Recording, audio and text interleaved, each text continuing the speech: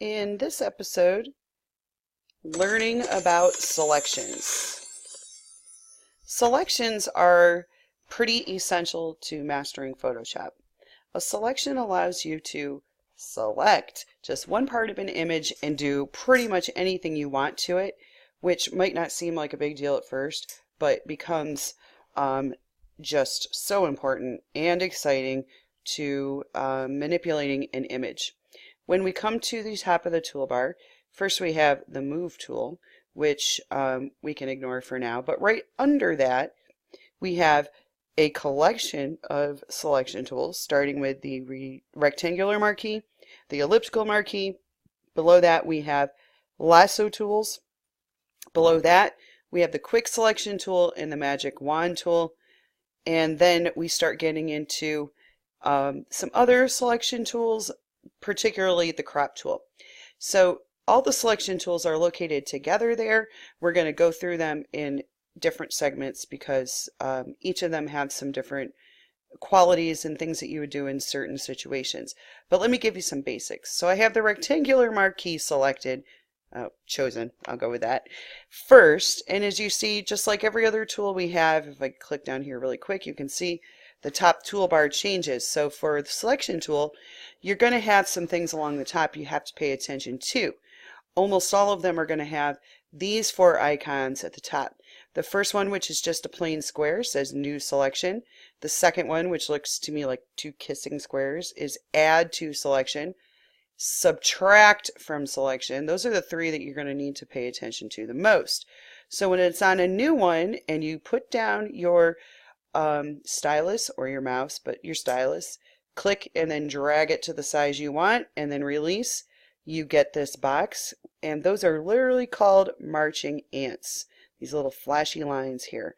That's what Adobe Photoshop, when they first started the program, named them marching ants. This is a selection. When your selection is first made and you move your cursor, your stylus inside it, you can see a little white arrow with a little picture of marching ants.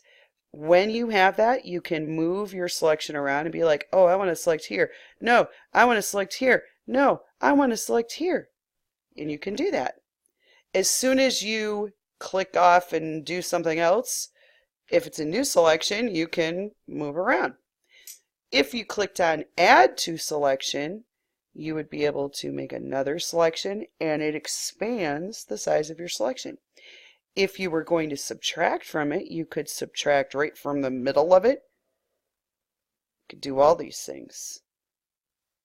Okay? And then you really wouldn't be having that regular shape anymore. You'd be building and moving it. All right?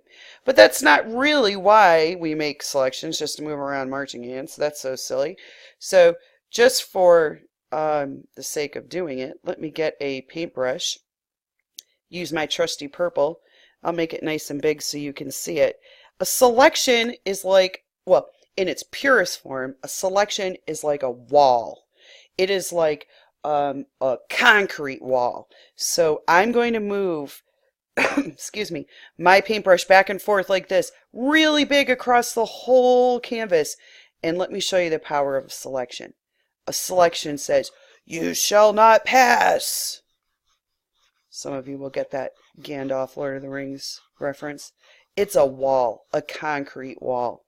And only in that selection can you do what you want. This is a good thing.